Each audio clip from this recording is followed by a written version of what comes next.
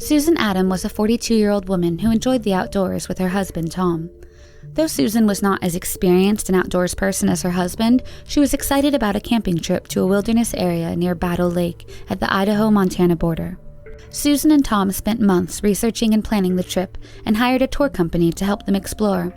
The Selway Bitterroot Wilderness is one of the largest designated wildlife areas in the United States and covered in dense coniferous forest and rugged peaks. On Saturday, September 22, 1990, the couple arrived in Idaho Falls and met with their touring team, led by Art Griffin, the owner of the touring company, and embarked on a 7-hour horseback ride to the Battle Lake area near the Bitterroot Divide. There they set up camp and went hunting and birdwatching. A week after their arrival, Tom decided to take an overnight hunting trip with his guide. Susan opted to stay behind at base camp. With another guide, Susan accompanied her husband to a ridge where he'd begin the hunt. She and the guide returned with their horses. This is the last time Tom would see his wife. The following day, September 30th, Susan reportedly spoke to the chef at base camp and told him she was going for a walk to birdwatch. Hours later, Tom returned to base camp from his hunting trip. He became worried as evening approached and Susan hadn't returned. Tom later stated that he followed her footprints from the base camp, down a dusty trail and towards the meadow. Suddenly, the footprints ended with no indication of where Susan could have gone.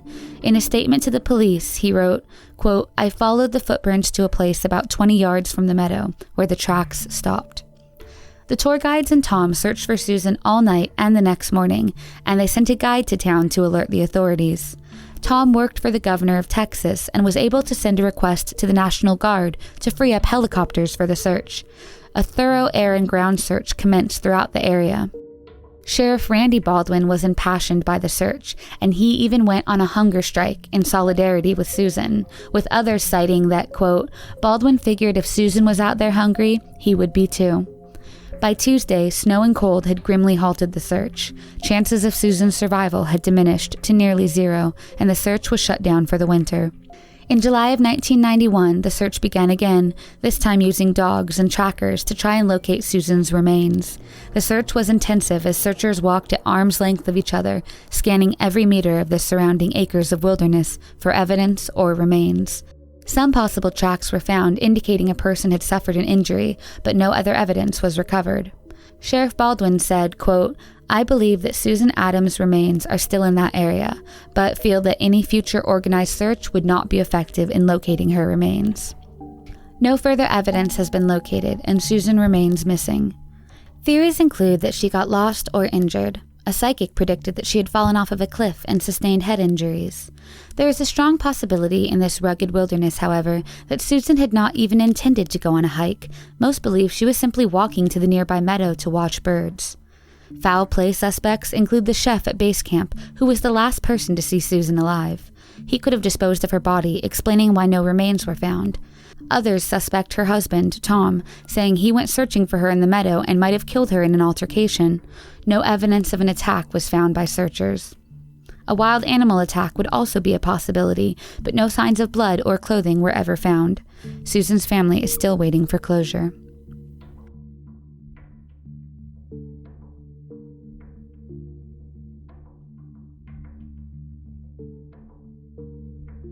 On August 6, 2014, Arvin Nelson, an experienced hiker, set off on a solo hike through the Ventana Wilderness area along California's coast near Big Sur State Park. Arvin had lived in the Big Sur area for years, and his outgoing personality made him well-liked by many.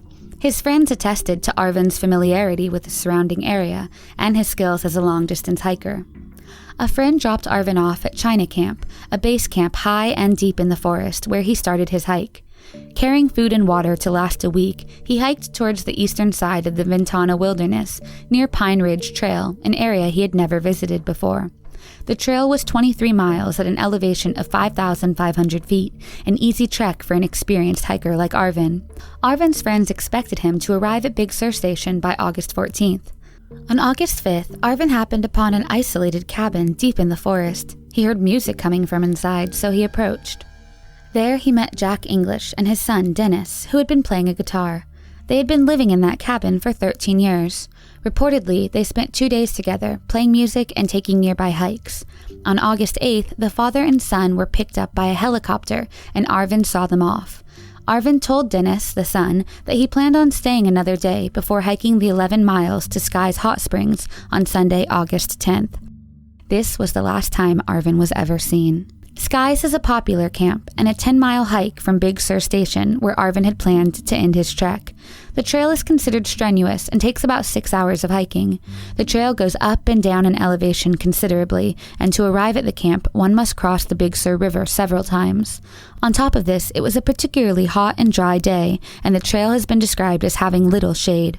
When Arvin does not arrive at Big Sur Station as planned on August 14th, his friends and family notify authorities, and search and rescue operations begin where he was last seen. With the cooperation of the California Highway Patrol, the National Guard, and the Coast Guard, the search is formed by 1 airplane, 3 helicopters, and more than 30 ground searchers per day, scouring the region.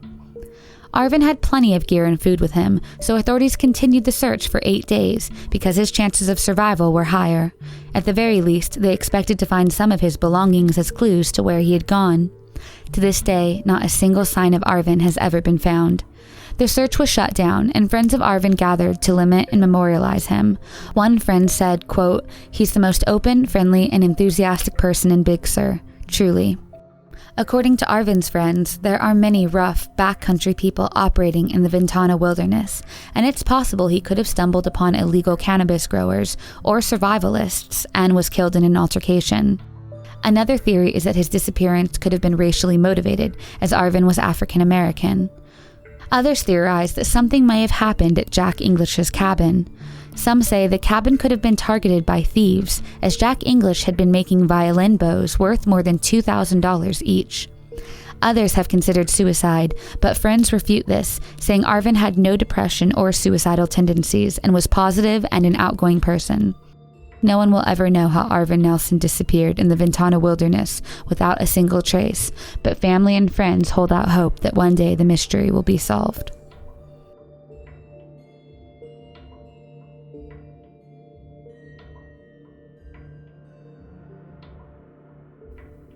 In July of 1997, newlyweds Amy Bechtel and her husband Steve bought their first house together in Lander, Wyoming. They were fitness enthusiasts and moved to Lander for its rugged terrain, where Amy could go running while Steve went climbing on its rocky cliffs. Amy was a strong distance runner and aspired to qualify for the 2000 Olympic marathon trials. On the morning of July 24th, Steve left to go rock climbing, and Amy taught a children's weightlifting class in town. Amy had told her husband that she had several errands to run that day, including calling the phone company and getting the gas turned on at their new home. She stopped at the Camera Connection photo store at 2:30 p.m. and then visited the local art gallery, Gallery 331. She had a chat with the gallery owner, Greg Wagner. This was the last sighting of Amy before her disappearance. Amy had planned to go for a jog on Loop Road in the Shoshone National Forest, where she was mapping out the course of a 10K run she was organizing. Steve returned home from his rock climbing trip at 4:30 p.m. Around 8 p.m., he visited his neighbors, Todd and Amy Skinner, while they were having dinner. The Skinners then went out for a movie and returned around 11 p.m. Steve tells them that Amy has still not returned home. The Skinners began searching for Amy in places she might normally jog, while Steve waits at home in case she calls. At 1 a.m., after driving on Loop Road for an hour, the Skinners found Amy's white Toyota station wagon. The vehicle was unlocked and found half a mile from Fire Lake, where Loop Road joins the Burnt Gulch turnoff. Amy had planned this point to be the end of the 10K run. All that remained were her sunglasses, a to-do list, and car keys. There was no sign of a struggle inside or near the vehicle, but her wallet was missing.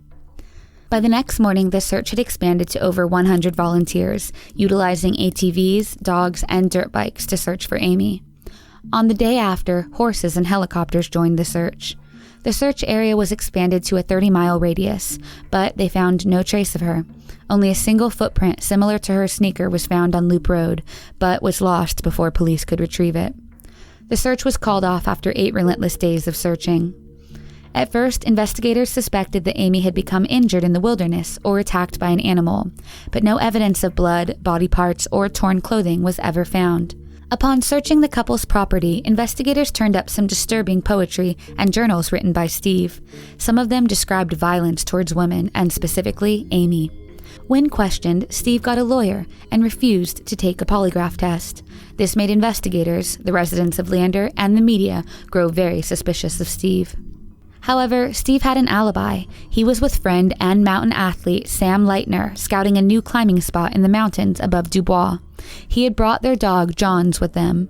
Some questioned whether Steve would have had time to go to Shoshone and carry out the crime, considering the distance from Dubois. Amy's brother, Nell, was angry with Steve's reluctance to cooperate fully with investigators. He told the sheriff that during a recent dinner with Amy and Steve, Nell noticed that Amy had a bruise on her arm. Amy joked that Steve can get a little rough sometimes. Nell recalls, quote, "Amy just laughed it off, would not look me in the eye, and I said, that is not a normal reaction, particularly for Amy." Amy's two sisters, when on the Geraldo Rivera show on February 3, 1998, publicly pled for Steve to be more cooperative. Another theory for what could have happened was at the time ignored by investigators, who had zeroed in on Steve as the person of interest in Amy's disappearance. There was a serial killer active at that time, Dale Wayne Eaton, who is also known as the Great Basin serial killer.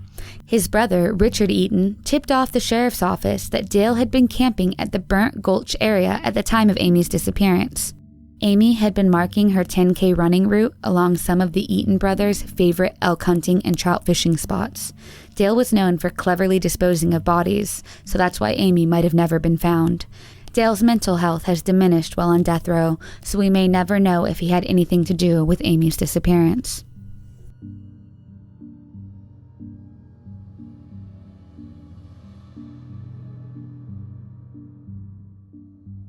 Thelma Pauline Melton and her husband, Bob, spent their golden years living in an Airstream trailer.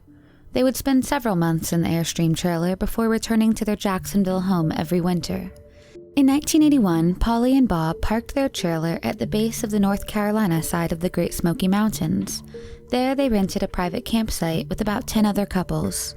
The others on the site were close-knit, and no newcomers could join the campsite without unanimous approval from the rest of the group. Bob was Polly's third husband, and they had married 6 years prior in 1975. Polly had no children, while Bob had 2 sons from a previous marriage, and his health was declining.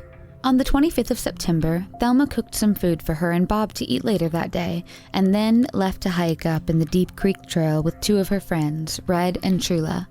The trail they were walking is listed as easy, and Polly knew the area very well. After an hour of walking, Polly suddenly picked up her pace and started walking ahead of her companions. They saw her walk over a small hill on the trail and go out of sight. Her friends thought that they would see her back at the trailer. However, when they arrived back at the trailer, Polly was nowhere to be found. Bob had been in the trailer when they went for the hike and hadn't seen her since she left. Polly's friends went back to the area they last saw her and began searching for her, but they could find no trace of her. She was reported missing 2 hours later to the park rangers. Polly was terrified of snakes, and her friends say that she would not go off trail. As the vegetation on both sides was very thick, anyone going off the trail would have had some disturbance, but they couldn't find any disturbance anywhere along the trail. It is believed that Polly wouldn't have been able to go far in the short time, as she suffered from high blood pressure and nausea. Over the course of that week, over 150 people and 9 search dogs searched for Polly. One of the dogs did find a trail on a downed tree near the creek, and searchers believe that Polly may have stopped to rest there for a moment. However, the dogs did not pick up any other scent at any other location. Rangers posted pictures and spoke with many campers, hikers, and fishermen, but no signs of Polly were ever found. At the time of her disappearance, Polly was not thought to be suicidal. She had suffered through depression when her mother died in 1978 and had used Valium, a benzodiazepam, frequently in 1979, but had stopped taking them before 1981. However, her husband's bottle of Valium was found to be missing on the day she disappeared. It is unknown if she took the pills with her. The only thing out of the ordinary cited by her friends before her disappearance was that she had decided against volunteering at the Presbyterian Nutritional Center, where she had served meals to senior citizens every day for the past 4 years, whenever she lived in North Carolina. At the end of a shift, the volunteers at the center would write down the next day that they would be in. On the day before, Polly for some reason did not write down that she'd be back the next day. Moreover, on the day before her disappearance, it was reported that she'd made several phone calls using the facility's phone. She had never used that phone in the 4 years that she had been volunteering there. Police were unable to trace the phone calls, and it is unknown if it's related to her disappearance. Her pastor mentioned that Polly might have been having an affair. However, there's no evidence to support this. Months after Polly disappeared, in April of 1982, a check made payable to Polly Melton was cashed in Birmingham, Alabama. The police followed the lead, but nothing came of it. Polly remains missing to this day.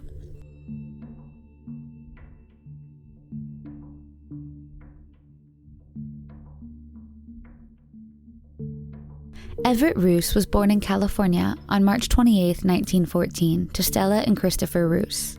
Everett grew up to become an artist and a free spirit.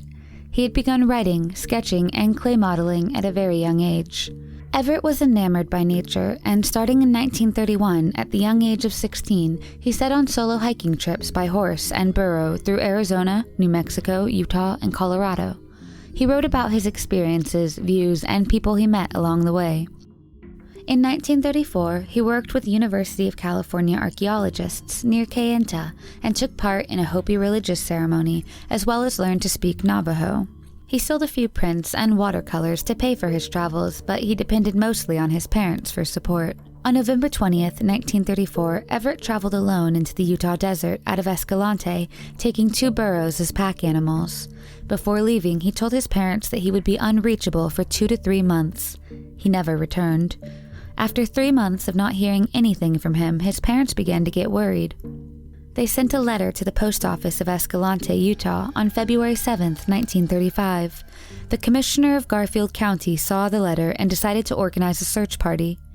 Everett's burros were found near the north side of Davis Gulch, a canyon of the Escalante River. There was evidence of a campsite as he had made a corral for his burros. An inscription was found nearby with the words NEMO, November 1934. However, no sign of Everett was ever found. In 1957, some camping equipment was found stashed in a cave nearby, but Everett's parents were not sure if it belonged to Everett. In 2009, University of Colorado researchers found some human bones 60 miles from where his burros were found. Bones and teeth found allegedly matched Everett's race, age, size, and facial features. A few months later, the DNA in the bones appeared to match Everett's. Moreover, an elderly Navajo claimed that Everett was murdered by 2 Ute Native Americans who wanted his burros. But after further DNA analysis, it was confirmed that the remains did not belong to Everett. He remains missing to this day.